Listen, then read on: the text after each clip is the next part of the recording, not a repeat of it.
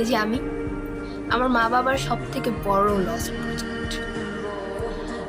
আমি আজকে পর্যন্ত আমার বাবার ভাই বোনেদের ছেলে মেয়েদের মতো ভালো ভালো গ্রেডস নিয়ে আসতে পারি নাই।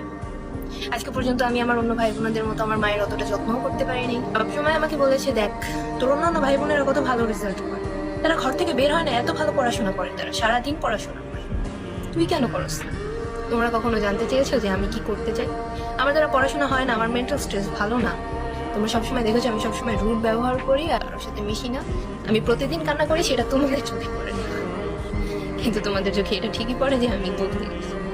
কখনো জিজ্ঞাসা করেছো যে আমি কি করতে চাই? তারপর বলেছো তোর দ্বারা পড়াশোনা হয় না, তুই যেটা করতে চাস আমাদের বল, আমরা তোকে সাপোর্ট দেবো, চেষ্টা কর। এটা কখনো জিজ্ঞাসা করোনি তোমরা, বিকজ তোমাদের দরকার হয়নি। তোমাদের দরকার তো শুধু ভালো গ্রেডস, কম্পিটিশন। আমি জানি না আমি কতটুকু পারছি আমার মা বাবার এটা ফিল করানোর জন্য যে আমি চেষ্টা করি তাদের ভালো রাখার জন্য, তাদের ভালো দেখার জন্য, কিন্তু আফসোস যে আমার মা বাবা কখনো দেখেন।